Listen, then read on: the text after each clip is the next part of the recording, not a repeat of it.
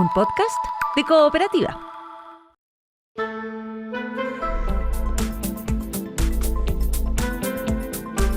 Hola Santiago, hola Chile, hola al mundo que nos sigue a través de cooperativa.cl, este primer café de jueves, el 9 de julio, dedicado a la economía, con economistas por supuesto, economía política también.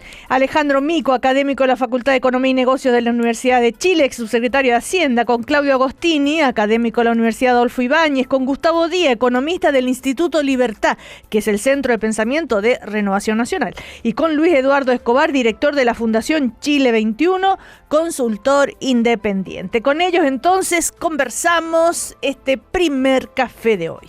Estás escuchando el podcast de El Primer Café, una presentación de cooperativapodcast.cl. Hola, ¿cómo están? Muy buenos días. Un dato que salió en la mañana tempranito, la encuesta CADEM, que dice que la principal razón en la desaprobación al gobierno, y que llega al 59% hoy día, es la economía. 37%, ¿por qué? Por el tema de la inflación. 33% por el desempleo y el crecimiento. 27% por el recorte al gasto fiscal. Algunas de las cifras que entrega la CADEM que acaba de aparecer esta mañana, ¿no?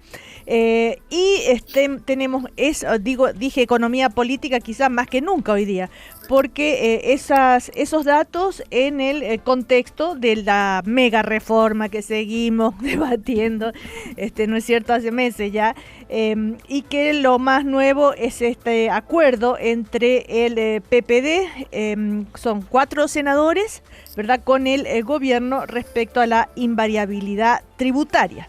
Recordemos cuál fue ese acuerdo, ¿no es cierto? Bajar la invariabilidad de 25 años, que era en un comienzo, a 10 años. Pero tiene sus detalles también, ¿no es cierto? Supongo que están al tanto de esto. ¿Qué les parece este acuerdo? ¿Hasta qué punto cambia el escenario para aquellas personas que decían que una invariabilidad tributaria era algo inaceptable? Alejandro Mico.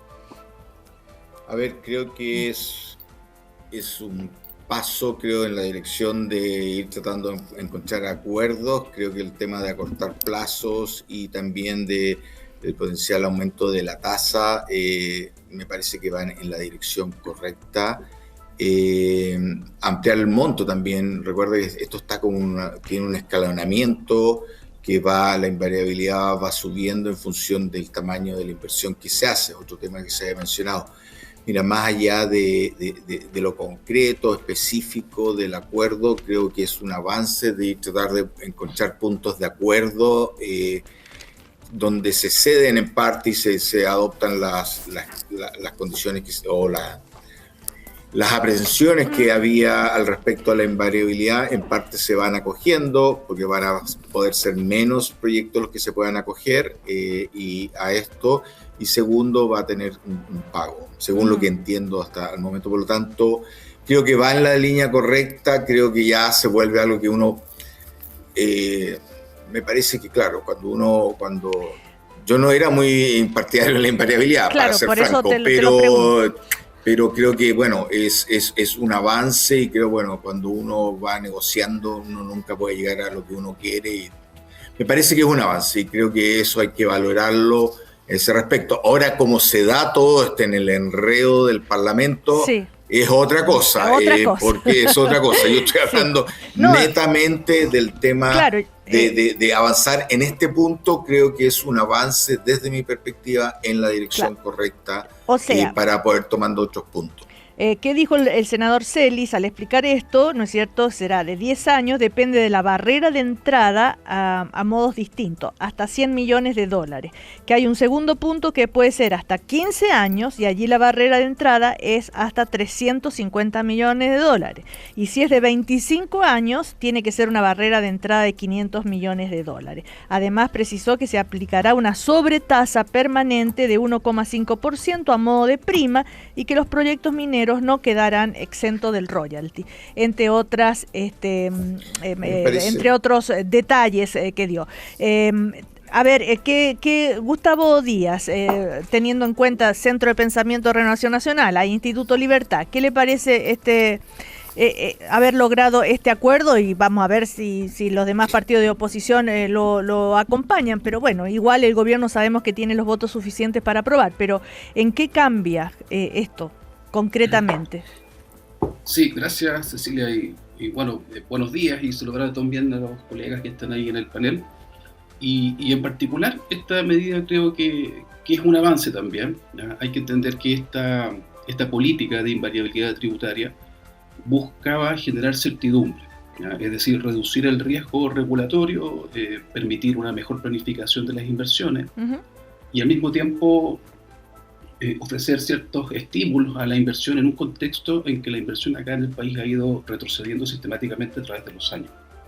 Ahora bien, la propuesta original era muy ortodoxa, a mi juicio, y desde el instituto estábamos empujando precisamente una flexibilidad en el sentido en que parece ser que se está dando, ¿ya? Es decir, reconocer una cierta heterogeneidad en los proyectos y partiendo también del horizonte de que Chile es un país muy distinto también a otros países donde se aplican este tipo de estímulos, por lo tanto el plazo de 25 años era excesivo.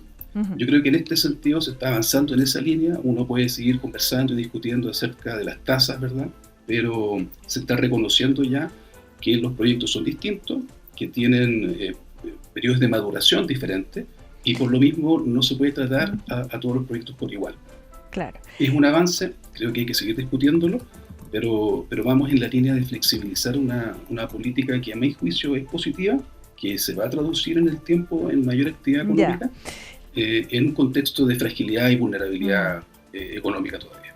El ministro Quirós también habló, por supuesto, dijo las modificaciones son básicamente que las invariabilidades se van estableciendo a mayores años según la magnitud de la inversión, como ya les decía recién, ¿no es cierto?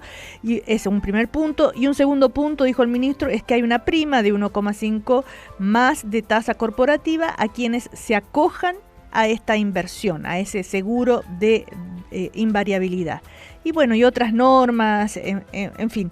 A ver, Luis Eduardo Escobar, ¿qué te parece esto? Hola, buenos días Cecilia, buenos días a todos los auditores y a los panelistas que nos acompañan. Oye, a mí me parece que es un avance, sin duda.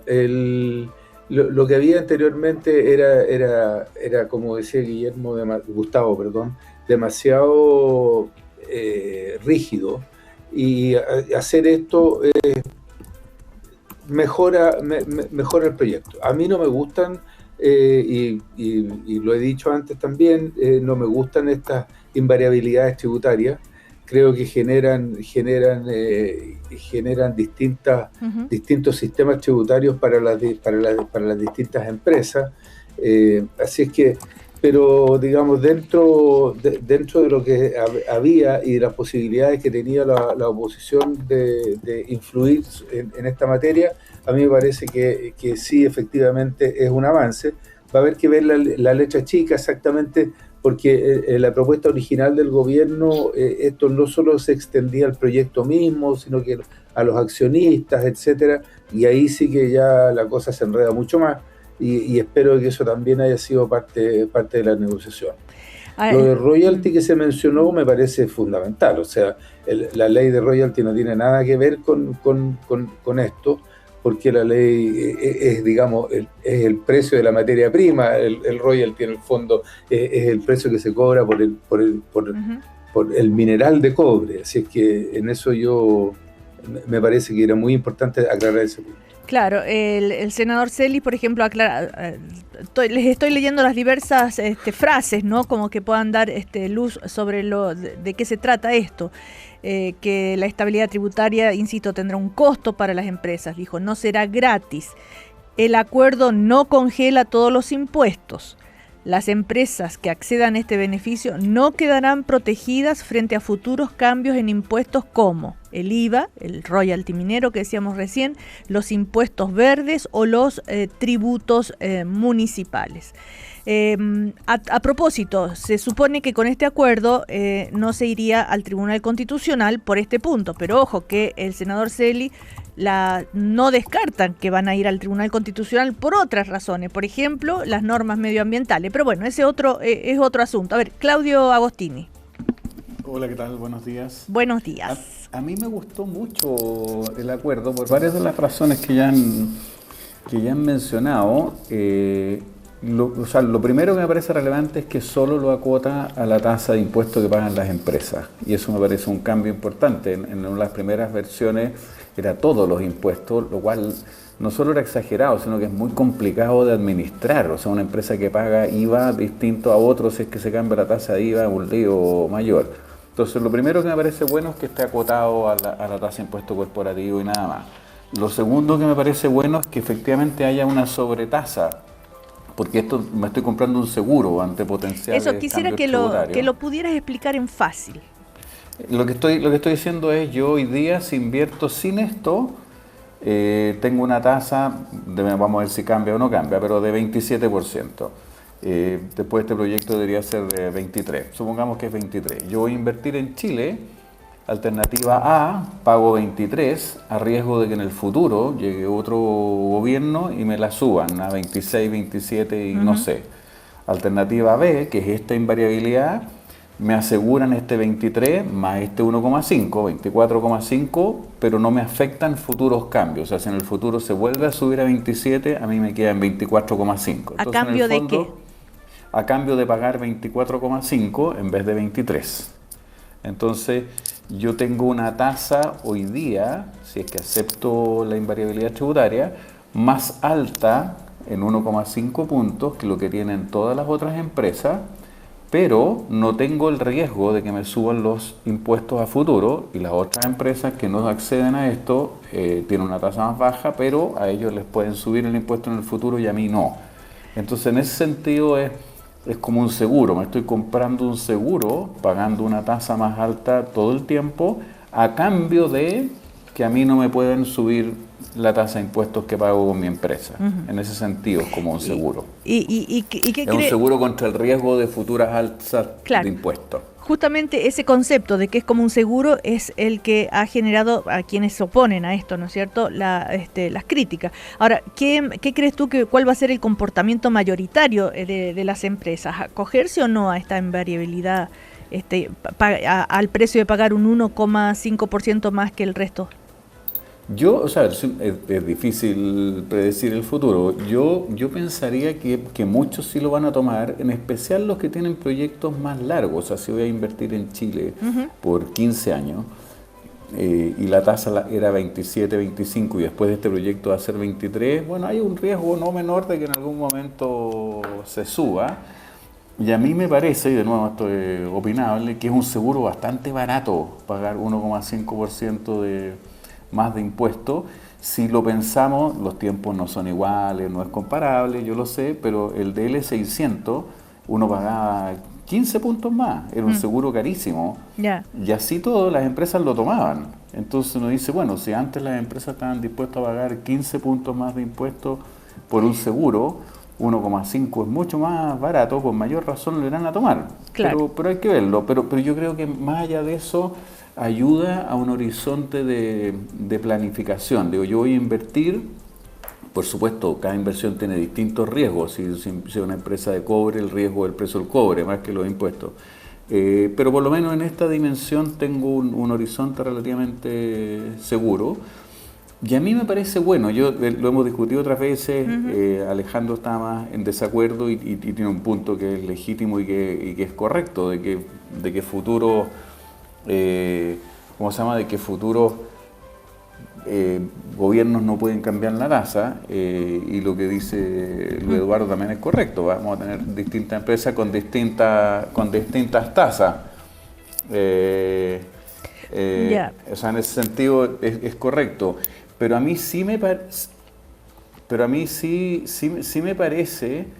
que es relevante en el sentido de que llevamos muchos gobiernos con muchas reformas tributarias todo el tiempo. Entonces hemos generado una incertidumbre que en general yo creo que es innecesaria. Entonces esto ayuda en esa dimensión. Si bien yo entiendo los principios que plantean Alejandro y Eduardo, los comparto, pero de verdad uno dice, bueno, cada gobierno cada 4 años hace una reforma, no es mala idea dar un poquito de estabilidad en el tiempo. A ver, Gustavo, querías decir algo, Gustavo Díaz. Sí, gracias. Básicamente reforzar un poco el punto anterior. Recordemos que nuestra historia de política económica anterior reciente está marcada por sucesivas reformas tributarias. Es decir, prácticamente cada nuevo presidente lleva su propia política tributaria y la transmite y quiere generar, ¿no es cierto?, un cambio tributario importante. Entonces, en esa lógica, tener estas señales de estabilidad a más largo plazo son tremendamente valoradas por las empresas y en particular aquellos proyectos que son de mayor plazo, como los proyectos mineros en particular y algunos proyectos también del área de energía que toman varios años.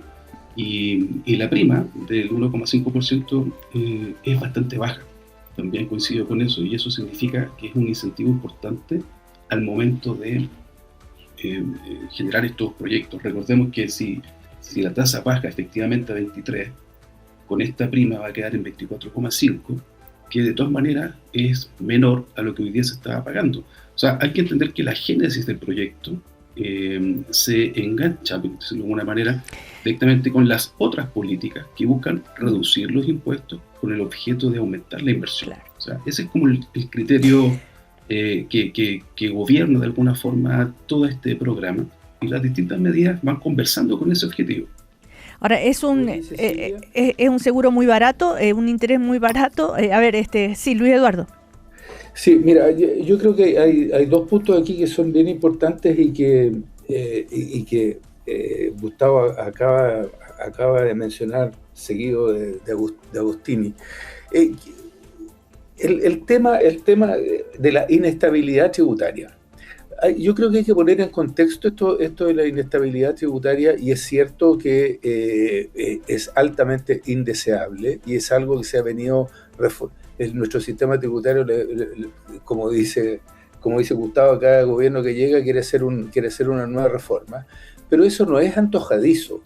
El problema es que nosotros tenemos un déficit fiscal que se arrastra desde el año 2013 y que todos los gobiernos han buscado resolver de alguna manera. Entonces, el punto es que hasta ahora no nos hemos podido poner de acuerdo en un sistema tributario que nos deje contentos a la gran mayoría y que le dé estabilidad justamente a los inversionistas. Entonces andamos parchando el sistema con cosas como esta invariabilidad tributaria que propone el actual gobierno, que por cierto también quiere reformar el sistema tributario a su manera.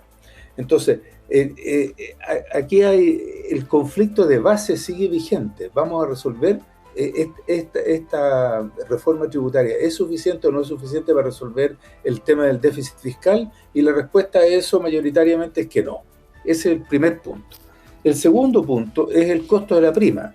Efectivamente, antes era muy, en el caso del DL600, era como nos recordaba Claudio, era como 15 puntos de diferencia entre la tasa base de impuestos y lo que le costaba el seguro a las empresas, que en ese momento eran principalmente mineras.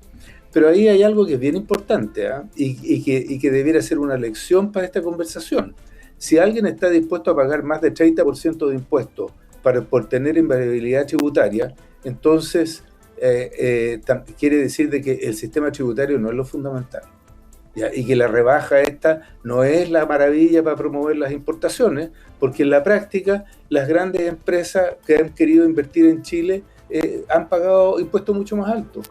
Uh-huh. Entonces creo que estamos un poco como el perro tratando de pillarse la cola, sin resolver el problema fundamental que es el déficit fiscal.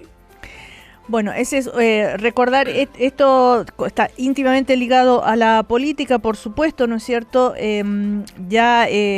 Por ejemplo, hay una carta pública de concejales y de la dirigencia regional del PPD cuestionando este acuerdo, dijo este hecho genera un daño, se debilita la confianza interna, etcétera, etcétera, y la reacción de todo el resto de la oposición que no están de acuerdo con este, valga la redundancia, acuerdo, ¿no?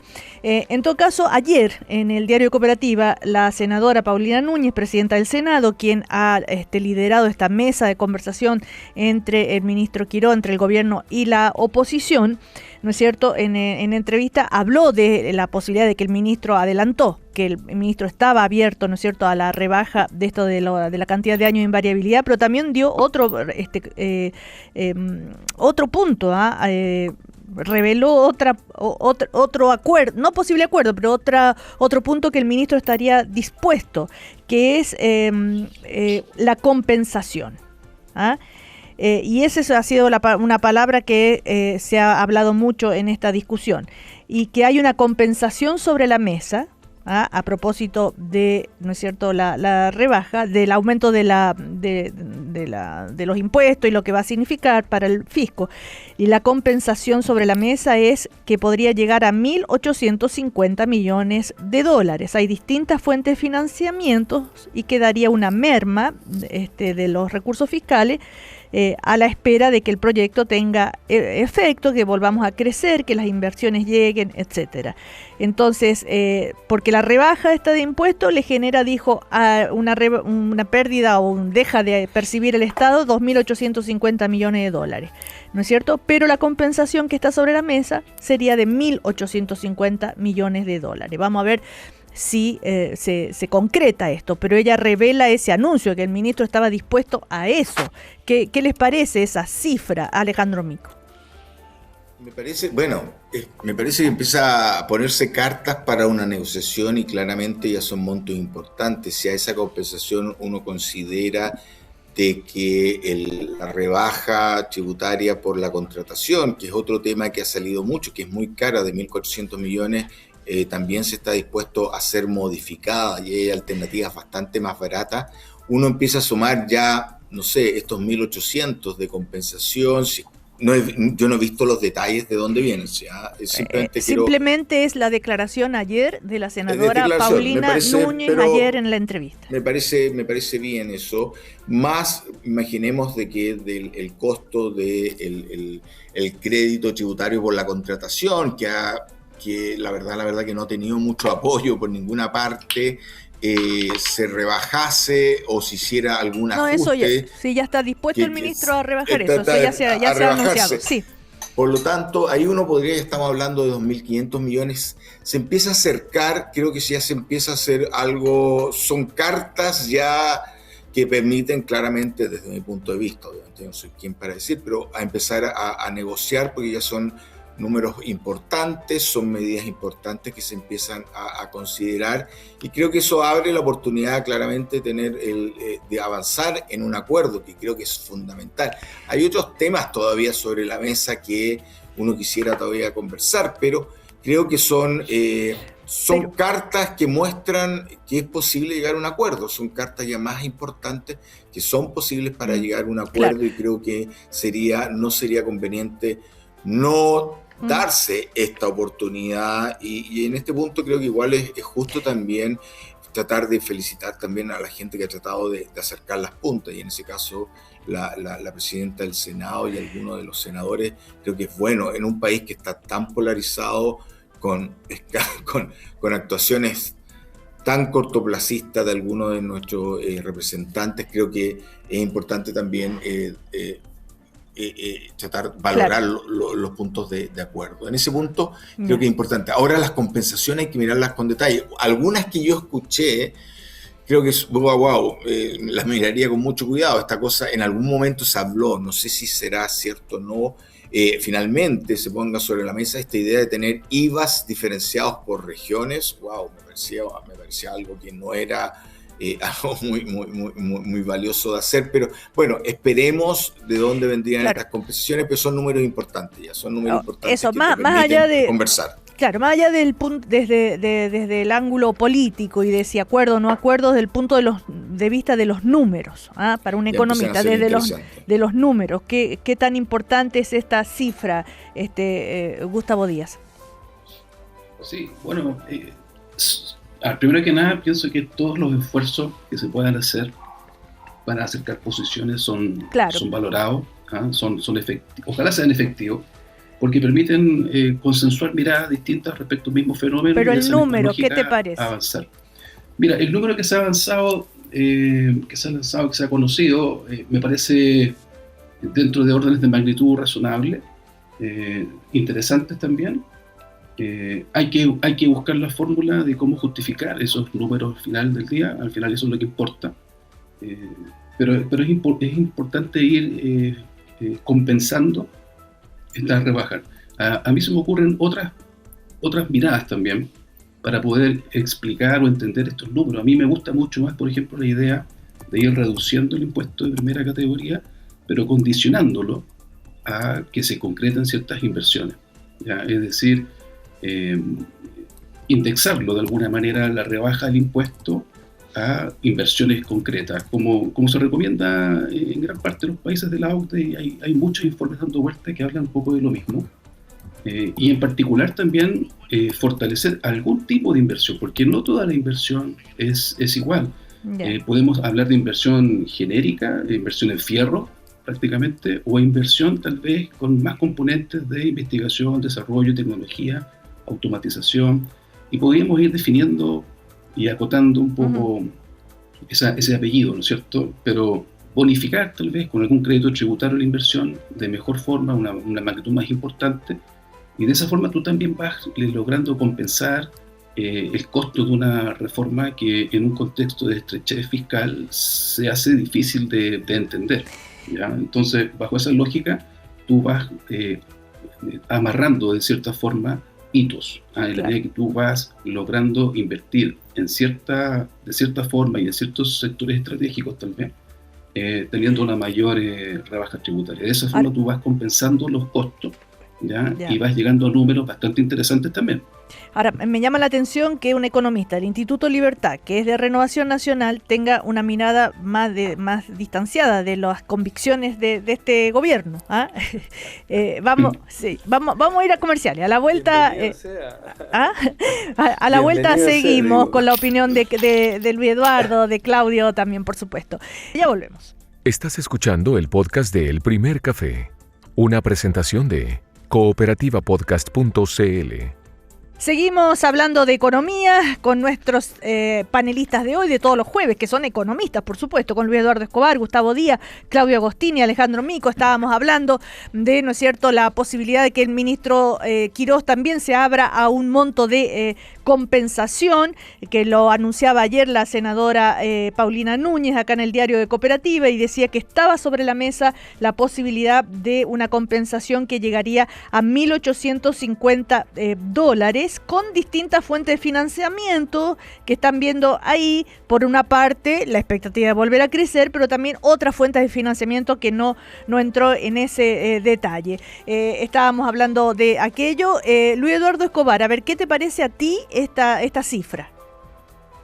Mira, yo creo que todas estas cosas son una suerte de parche curitas en una herida grande que está en el trasfondo de la propuesta de ley del ministro. El tema sigue siendo de que no se hace cargo del déficit fiscal. Entonces ellos están haciendo una apuesta de que alguna vez la economía va a crecer porque le vamos a dar ayudas especiales a empresas, pero nadie sabe de dónde va a venir ese crecimiento. Entonces, la verdad es que yo encuentro que esta discusión, claro, es importante que en el Senado se dé una discusión, que los senadores traten de aportar a reducir el daño que va a hacer, que está haciendo, que podría ser la propuesta del gobierno, que, como tú dices, cuenta con los votos para ser aprobada, pero en definitiva la propuesta de ley de fondo es una propuesta bastante dañina para la economía del país, y yo creo que de eso se va a tener que hacer cargo el señor Quirós, así como increparon a Grau cuando salió. Cuando termine el periodo del señor Quirós, seguramente lo van a increpar porque no resultó su propuesta. A ver, Claudio Agostini. O sea, a ver, en los números, que era tu pregunta, sí, Cecilia, solamente la rebaja del impuesto de primera categoría es en menor recaudación, alrededor de 2.400, 2.500 millones de dólares. Si a eso uno le agrega el crédito tributario, que originalmente eran 1.500, ahora dijo que iba a ser 600, estamos hablando de 3.000 millones de dólares menos. Cuando ya tenemos un déficit del 3%, yo comparto lo que dice Luis Eduardo. Acá el tema número uno es avanzar a reducir el déficit. Entonces, que haya una compensación, sin duda va en el camino correcto, pero no es suficiente. Yo creo que es necesario que el proyecto no aumente el déficit y la compensación hace que aumente menos, pero sigue aumentando. Yo creo que esa es la esencia de esto. Ustedes saben, porque lo hemos hablado 1000 veces, mis candidatos son el impuesto al diésel y la renta presunta, que no están arriba de la mesa. Pero hay que buscar alguna forma de compensarlo y que el proyecto salga idealmente no aumentando el déficit, sino que salga neutro. Es lo que planteó el Consejo Fiscal Autónomo también, me parece razonable y falta todavía para eso. Gustavo Díaz, ¿querías decir algo, me dicen? Sí, gracias, Cecilia. Lo que pasa es que, volviendo al tema de la compensación, y como la compensación es tan relevante, se habló de 2.800 y podemos sensibilizar un poco la cifra. No, la compensación sería 1.850. 1.800. Sí, claro, porque, pero el costo son como... Porque el costo son, como decía Claudio, ¿no? 2.850 claro. Y más. Claro, como el costo son 2.800 aproximadamente, y el objetivo de todo este conjunto de políticas busca aumentar la inversión, yo pienso que para poder abordar esa compensación de una forma más racional, hay que buscar minimizar el impacto en las cuentas públicas, es decir, minimizar el déficit que se va a generar, y una forma de hacerlo es indexar esta rebaja de impuestos a aquellos proyectos que se van a concretar efectivamente en materia de inversión, porque cuando tú bajas la tasa de impuesto sin mirar si se concreta o no una inversión, vas a tener un costo fiscal importante. Y sabemos que la inversión es multifactorial, es decir, la inversión se gatilla por expectativas de crecimiento, estabilidad institucional, calidad de la infraestructura, capital humano disponible, productividad, etc. O sea, es multifactorial, no necesariamente va a estar asociada a la rebaja del impuesto. Claro. Entonces, cuando tú rebajas los impuestos, pero lo indexas a efectivamente una mayor inversión, vas a acotar el costo fiscal de esos 2.800 a una cifra bastante menor. Claro, esa es la propuesta que tú comentabas también hace un ratito, claro. ¿No es cierto? Sí. Claro. Ahora, permiso, Cecilia, para mí la sí, pregunta, lo que está planteando Gustavo, es por qué hay que indexarlo a la inversión. O sea, si el tema es el déficit fiscal y vamos a indexarlo a algo, indexémoslo al déficit fiscal, que es el corazón del problema. Entonces, el impuesto de categoría va bajando en la medida que el déficit fiscal se va reduciendo. Dado que ese es el problema, encuentro un poco extraño indexarlo a algo que es como una vuelta por el lado del corazón del problema. ¿Gustavo? Indexémoslo al déficit fiscal. Sí, lo que pasa es que son dos cosas distintas. ¿Podrías hablar un poquito más fuerte, Gustavo? Sí. Claro, lo que pasa es que son dos cosas diferentes. El corazón del proyecto es aumentar la inversión y esta política apunta en esa dirección. El tema de reducir el déficit tiene sus propios instrumentos y podemos discutir, conversar acerca de por qué no está funcionando esos dos instrumentos que hoy día tenemos para contener el déficit fiscal. Tiene que ver con la política de balance cíclicamente ajustado que se ha ido no respetando por harto tiempo, y hoy día tenemos los límites de crecimiento de la deuda no más allá del 45% como nivel macroprudencial. Tenemos esos dos pilares para contener el déficit. No están funcionando, hay que abordar esos dos pilares y no buscar otra alternativa para atacar el déficit. Cada instrumento tiene un objetivo que cumplir y si lo respetamos, y esto no es un tema de este gobierno, es un tema de muchos gobiernos anteriores, vamos a ir avanzando en la dirección correcta. Pero si empezamos a mezclar objetivos con instrumentos distintos, vamos a caer en un conflicto de intereses finalmente de política económica y no vamos a alcanzar ninguno de los objetivos planteados. Otros temas, vamos a ver cómo avanza, ¿no? Tenemos la baja en el precio de los combustibles, ¿verdad? La ENAP ayer confirmó caídas de hasta 155 pesos por litro, pero esto ocurre justo, ¿no es cierto?, cuando se termina el alto al fuego entre Estados Unidos e Irán. Ustedes habrán escuchado las declaraciones de Donald Trump, de Irán, y ante eso, ante esa realidad y lo que está pasando, que se reaviva este conflicto, por lo tanto subió un poquito el precio del barril del petróleo, del ministro de Hacienda dijo, pueden estar tranquilos, ya iremos viendo a nivel internacional. Un día hay una noticia, al otro día hay otra, pero estamos confiados que este conflicto va de salida. Alejandro Mico. A ver, creo que obviamente esto fue un balde de agua fría, las noticias de hoy día, de ayer en la noche de hoy día, respecto al potencial alza del precio nuevamente por las tensiones, pero quiero decir, ¿sabes? Que mi punto acá ha sido siempre que creo que hubo una sobrereacción al momento de hacer el alza, esta propuesta de no aplicar el MEPCO. Creo que al final del día coordinó los espíritus animales para que todos nos sintiéramos más asustados, y creo que tuvo un impacto finalmente en las percepciones de los agentes económicos, tanto consumidores como inversionistas, que está pasando un poco la cuenta hoy día en términos de que parte de las malas proyecciones de crecimiento, creo, se deben en este efecto que coordinó de alguna forma que todos nos pusiéramos más pesimistas. Recordemos que la economía se da muchas veces las profecías autocumplidas. Si yo creo que nadie va a invertir, yo no invierto. Si yo creo que todo el mundo va a invertir, yo invierto. Creo que en su momento la política de no aplicar el MEPCO tuvo consecuencias que hoy día estamos un poco mirando. Espero que las medidas que hoy día estamos viendo en términos de que tratar de encontrar punta entre oposición y gobierno para hacer una reforma pro crecimiento que sea más, con un mayor nivel de apoyo, pueda cambiar un poco los espíritus animales en términos de que veamos el futuro un poco mejor. Por eso valoro estos acuerdos. Creo, como dijeron mis colegas anteriormente, que puede ser que las compensaciones sean mayores las que se requieren, pero vamos avanzando en la dirección correcta, y hoy día lo que requerimos como país, tener noticias que sean más alentadoras para el crecimiento futuro. Ahora, vamos a ver, ¿no es cierto?, cómo impacta eso y qué va a hacer el ministro Quirós con el MEPCO, si sube mucho el petróleo, etcétera. Les recuerdo la encuesta Academ de hoy día, se los dije al comienzo. Sí, claro. La principal razón por la cual la ciudadanía desaprueba al gobierno es la inflación. 37% de las personas, esa es la razón. En general, la economía, pero si lo desglosamos, 37% la inflación, 33% el crecimiento y el desempleo, y 27% el recorte al gasto fiscal. Le sumo esto que el IPC de junio, ¿no es cierto?, no registró variación. La inflación en 12 meses se acelera a 4,3%. Luis Eduardo. Mira, a ver, yo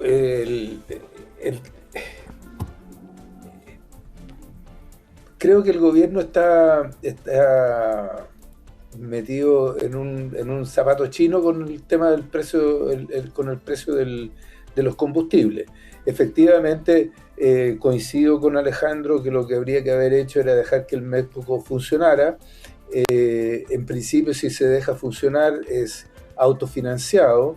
Hay un problema de desfase que habría que hacerse cargo, pero se podría haber resuelto de otra manera, y evitar el impacto tan fuerte que ha tenido sobre los precios y el aumento de la inflación que hemos registrado. O sea, mes a mes es cero, pero en términos anuales, digamos, ha ido aumentando levemente.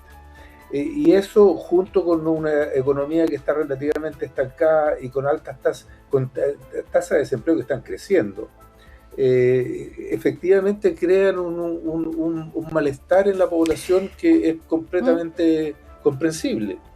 En consecuencia, yo creo que hacer apuestas de si acaso el conflicto va de salida o no va de salida, cuando tenemos un presidente como Trump, y unos ayatolas en Irán que quieren defender su autonomía y el control sobre el estrecho de Hormuz, es una situación altamente inestable, y que Dios lo oiga al señor Quirós de que el conflicto va de salida, pero la evidencia de las últimas 48 horas apuntan en la dirección contraria. Ya, pero esto de la política del MEPCO y no hacerlo funcionar ya fue, ya existió, ya pasó.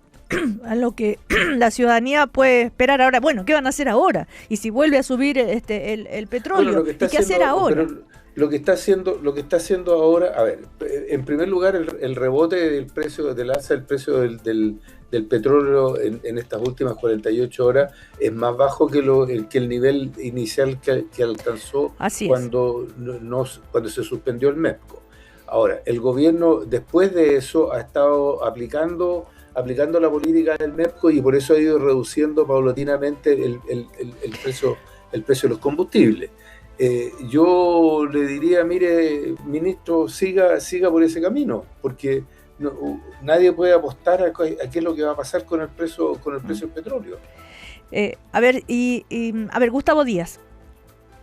Sí, bueno, yo en este sentido coincido con los colegas, creo que fue una mala estrategia no haber interrumpido el uso del MEPCO. Me vuelve a sorprender que economista del Instituto Libertad critique la política del gobierno, pero bueno. Sí, lo que ocurre es que el MEPCO fue diseñado para mitigar las alzas en los precios sí, sabemos, y resulta paradójico que en el momento en que más se necesitaba, se interrumpe. Se hicieron algunos ajustes paramétricos con el objeto de minimizar el impacto en las cuentas fiscales, de mantener el sistema funcionando, en un contexto en que los shocks son externos y es muy difícil evitarlos. Nosotros no somos un país que esté en condiciones de evitar estos shocks exógenos. No podemos tapar el sol con un dedo en ese sentido. Las tendencias son para que el precio del petróleo aumente en estas condiciones y en estas situaciones excepcionales, y no podíamos evitarlo. Se decidió traspasar el costo a la sociedad. Yo creo que fue una mala estrategia económica. Creo que habría sido mucho mejor absorber parte de esos costos y prolongar de alguna forma un clima social de mayor estabilidad, más armonía para las reformas que venían, pero se decidió otra cosa, de un punto de vista más de política económica distinta. Y ya estamos hoy día en este contexto de que está volviendo a parar el MEPCO y esperamos, ¿verdad?, que más temprano que tarde podamos observar precios más normales del petróleo. Gustavo, a los economistas ahí de Renovación Nacional, finalmente, el Instituto de Libertad, ¿no los escuchó el ministro? Mira, el ministro se ha reunido con economistas de amplios sectores, ¿verdad?, no solamente Renovación, y ha escuchado las medidas, pero el ministro tiene su proyecto, ¿ya? Y lo ha defendido, como ha sido también en otras instancias en esta misma reforma. Y él tiene un criterio que a veces no es el mismo que tenemos los demás. Claudio Agostini. A ver, yo tengo una mirada un poco distinta. Yo comparto que el ideal era haber hecho el traspaso a precio del aumento del precio del petróleo más gradual de lo que se hizo. Pero sí creo que había que hacerlo. Dado precisamente lo que decías tú recién, Cecilia, y que se está comentando, un día Trump invade, al otro día llega un acuerdo, después el día subsiguiente invade. Bueno, el precio del petróleo está más caro, y si está más caro, somos más pobres, y tenemos un insumo importante que importamos que está más caro nomás, y eso tiene que reflejarse en la economía.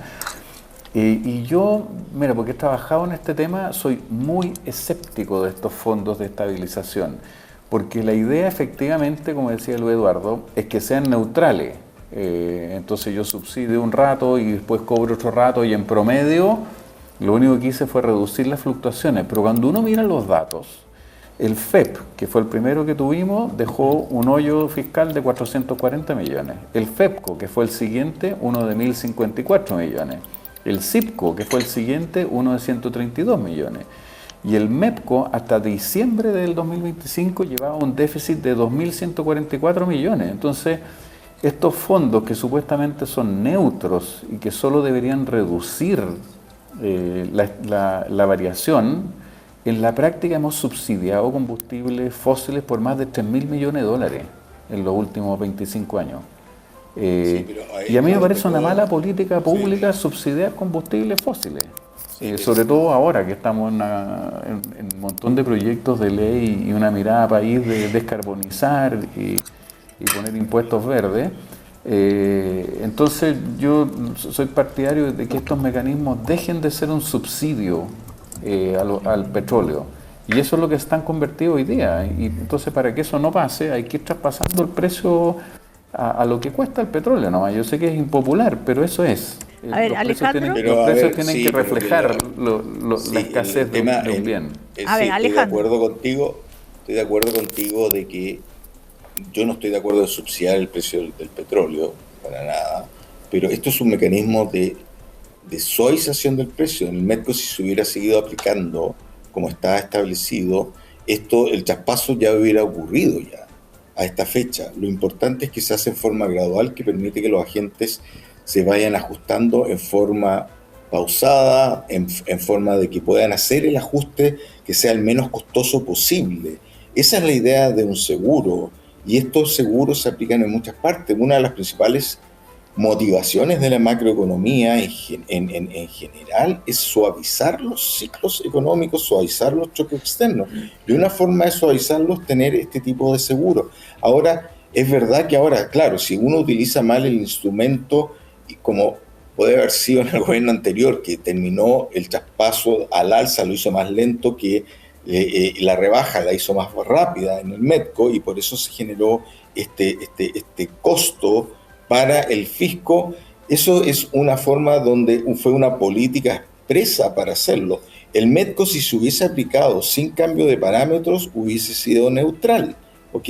Ahora, eso por un lado. Por otro lado, en 25 años, $3.000 para un seguro de una componente del gasto tan importante, tampoco es un número tan exagerado para verlo.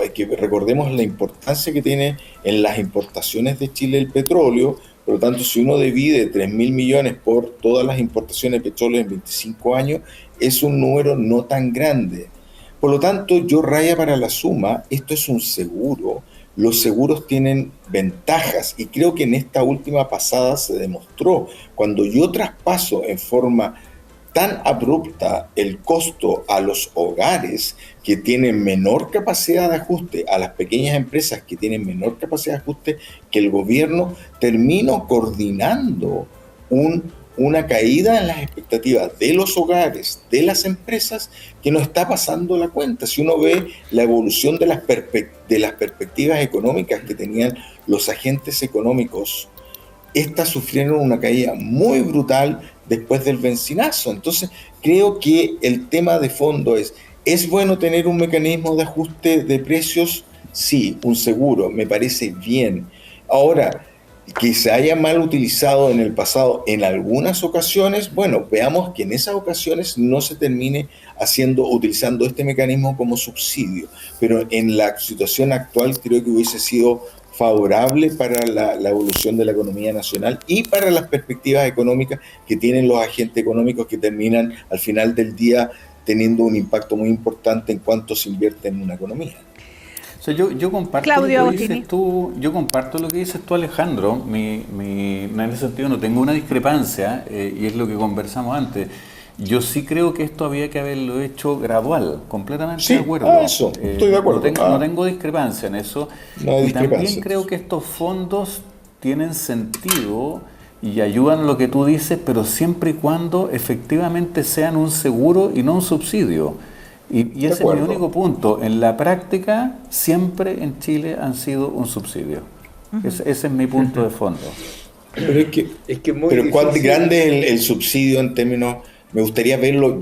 Si tú me dices que son 3.000 millones, no tengo la cifra clara, en 25 años es una prima del gobierno que no es muy grande, creo yo. Eso lo pondría sobre, no sé los montos, habría que ver ese tema. 3.000 no parece tanto para 25 años de todo el costo del petróleo.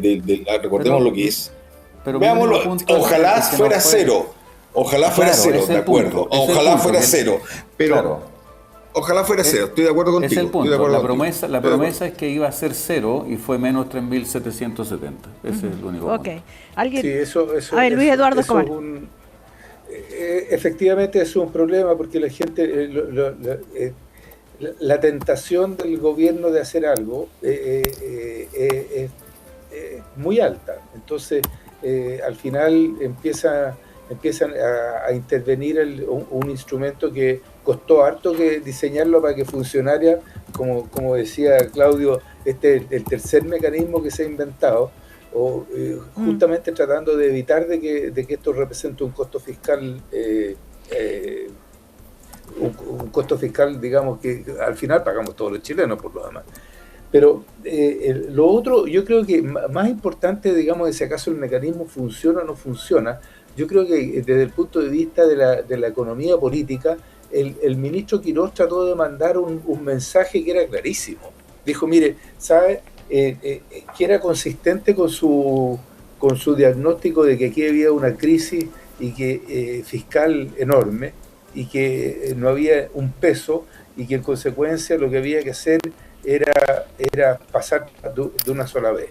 Y eso tenía que ver con un discurso político que era consistente con el resto de las cosas que él venía planteando. Entonces, yo creo que a él le importaba poco si acaso el MEPCO iba a costar un poco más, un poco menos. El tema para él era cuál era el mensaje de fondo que apoyaba las políticas que él estaba comenzando a proponer, porque lo agarró muy al principio del gobierno.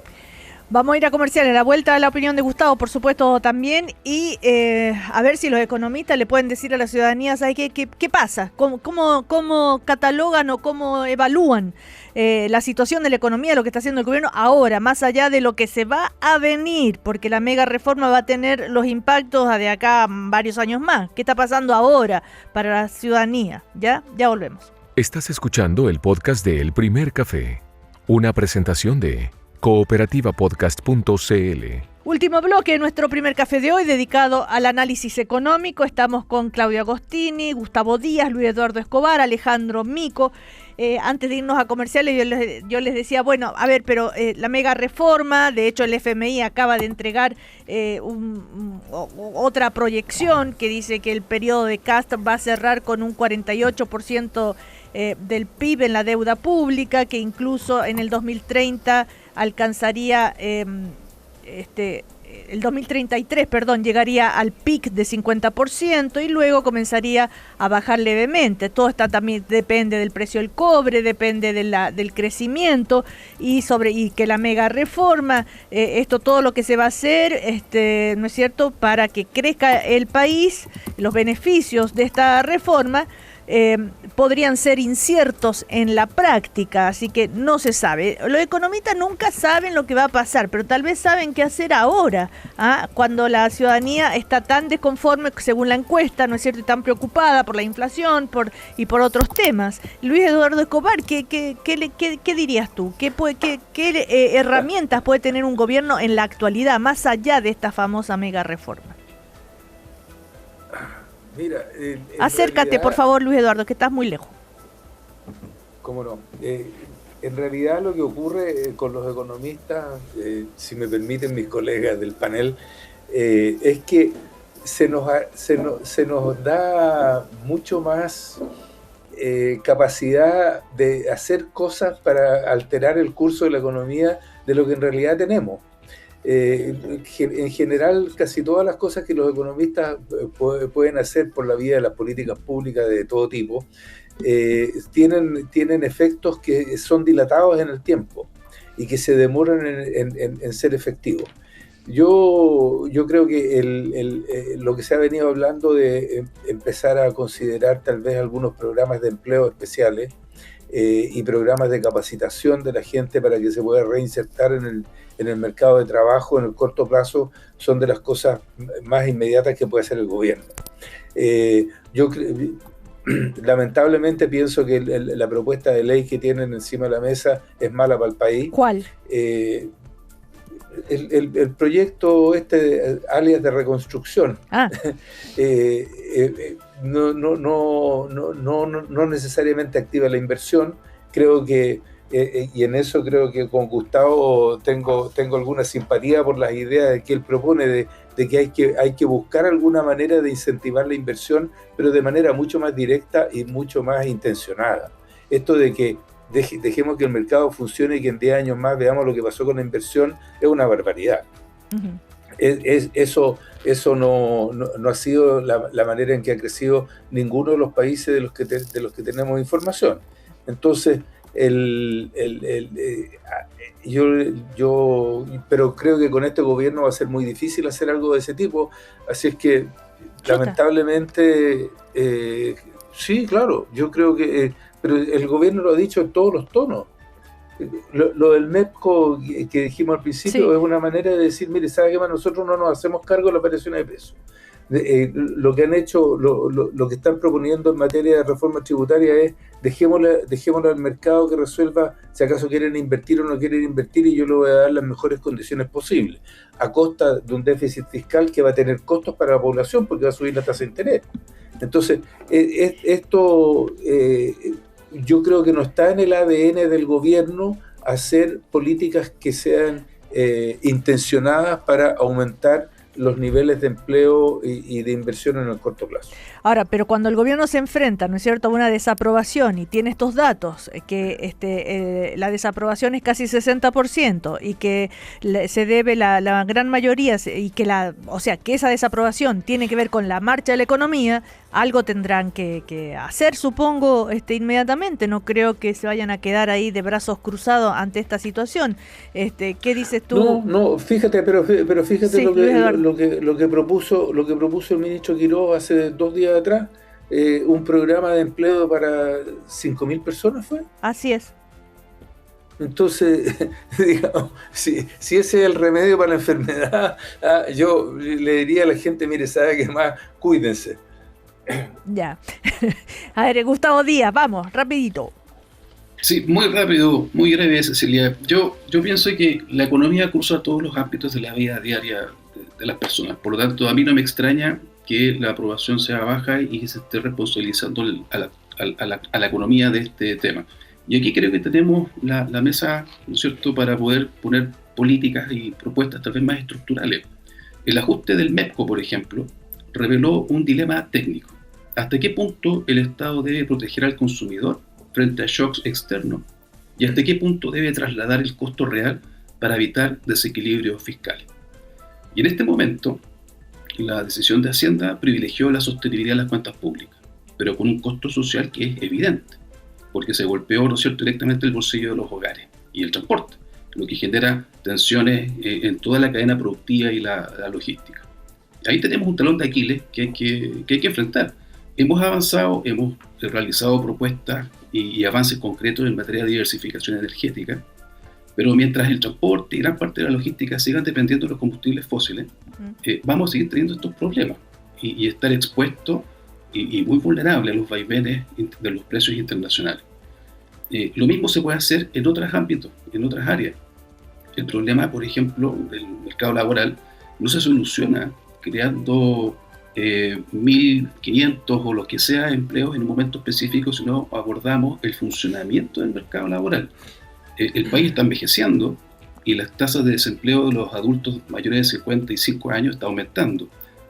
Poco, pero está aumentando y sistemáticamente, ¿no? Lo mismo ocurre con el desempleo de los más jóvenes, donde tenemos un trade-off entre experiencia y flexibilidad. Esos fenómenos llegaron para quedarse, ya están instalados y tenemos que abordarlos en su mérito. Entonces yo creo que tenemos una posibilidad de ir abordando fenómenos tal vez más estructurales y dar respuestas concretas a la sociedad y a los cambios que estamos enfrentando. Claro, es que en el diagnóstico más o menos todos no coinciden tal vez en cómo lo miran, pero hay un diagnóstico evidente. En las soluciones es donde no se ven medidas muy concretas o ideas muy concretas, y es lo que a veces impacienta a la gente, y de ahí, ¿no es cierto?, esa molestia que se expresa en las encuestas. Alejandro Mico. Sí, creo que el tema de fondos es... Hoy día estamos viendo una situación compleja. Creo que la mega reforma per se en el corto plazo no genera los grandes incentivos. El único que podría hacer es el tema del empleo, pero está mal diseñado. Ahí habría que ver, participé en esta propuesta de 22 medidas para tratar de mejorar el empleo en Chile, y ahí planteamos que mejor que gastar estos 1.400 millones en el rebaja tributaria por la contratación es fortalecer el subsidio unificado al empleo, que es un mecanismo que ya tenemos en Chile, que creemos que con unos 400 millones de dólares, en vez de los 1.400 que tiene el proyecto de la reconversión, podría ser mucho más para la creación de empleo, y eso ayudar a paliar la situación de desempleo, que es bien dramático. Pero Hoy día, Alejandro, 1 de cada 10 trabajadores Alejandro, está perdón que buscando. te interrumpa, pero ¿qué respuesta han tenido ustedes desde la comisión ante esa idea, por ejemplo? ¿Va a flotar o no? No sé, nosotros hicimos la propuesta. Ahora lo que nosotros hicimos, planteamos sobre la mesa ideas. Ahora la conversación tiene que ser más política. Entiendo que el gobierno se ha abierto a revisar este crédito tributario a la contratación.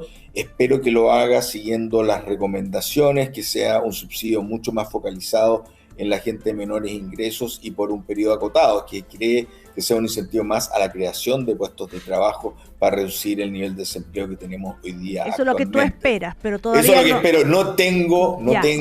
No tengo información privilegiada respecto al otro tema, pero he escuchado que sí se ha abierto, como lo ha planteado hasta el mismo el ministro Quiroz, a revisar. ¿Y cuándo tendría efecto concreto eso? Pongámonos en el escenario que el gobierno dice, ¡ay, perfecto, genial la idea de la comisión! La vamos a aplicar inmediatamente. ¿Cuándo la ciudadanía va a poder percibir que se reactivó el empleo? A ver, los estudios que han habido del impacto que tuvieron algunos planes similares durante la pandemia fueron efectos que fueron dentro de meses, el impacto positivo. Entonces son cosas que no son a años plazo, sino que son ya en términos de meses plazo. Por lo tanto, es algo que le puede pegar mucho más fuerte al empleo en el corto plazo y ser un paliativo a la situación de desempleo que tenemos hoy día.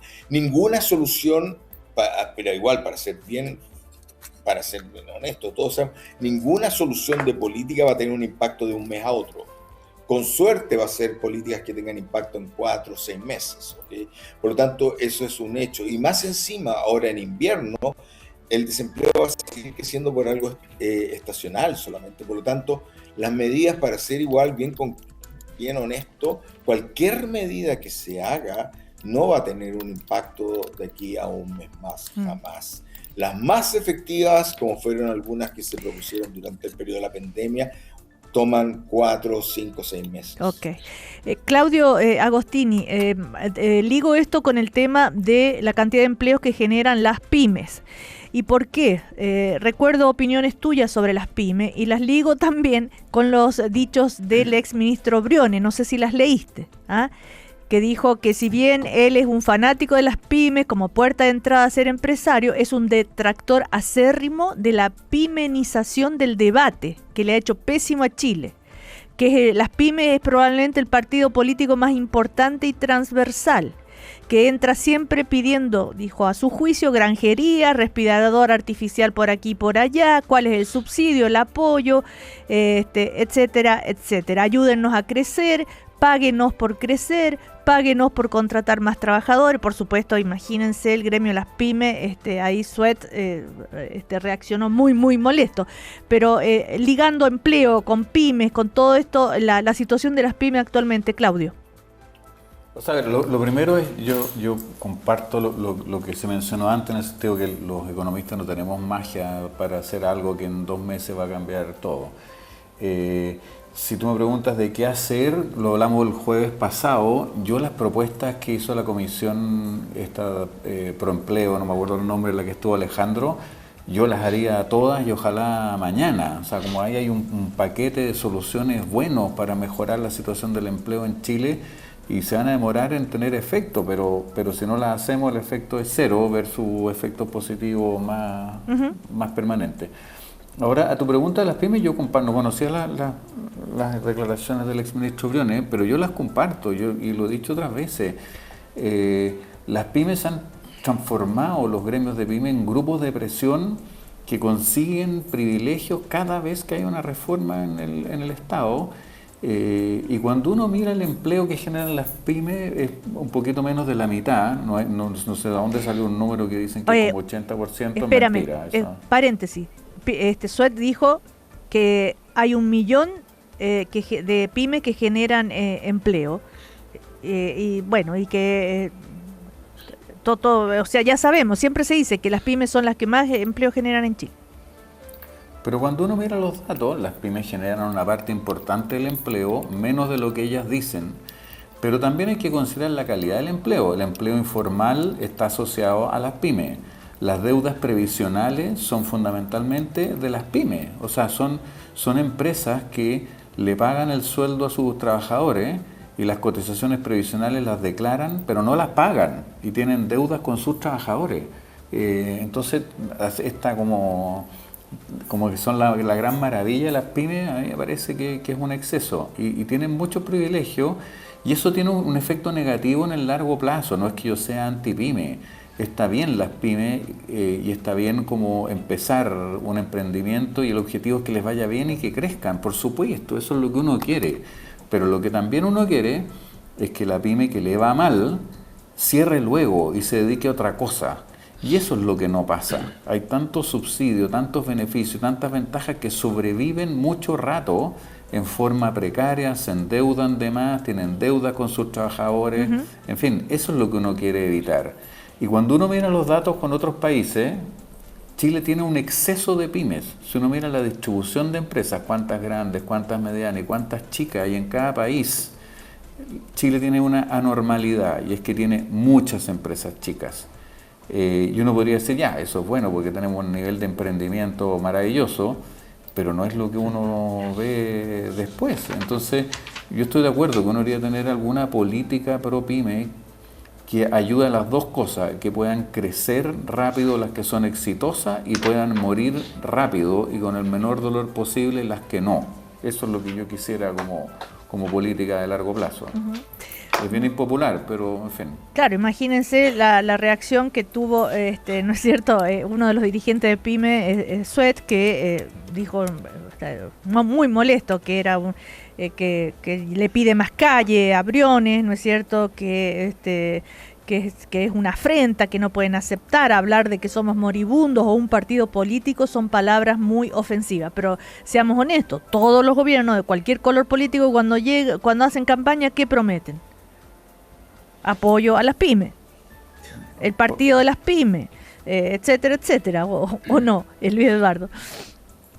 Bueno, eso efectivamente es así. Las pymes se han constituido en un poder fáctico muy importante en Chile y logran cosas como, por ejemplo, que este gobierno esté disponible a dejar fija la tasa de impuesto a las empresas en 12,5% para siempre, cuando se supone que iba a expirar el próximo año.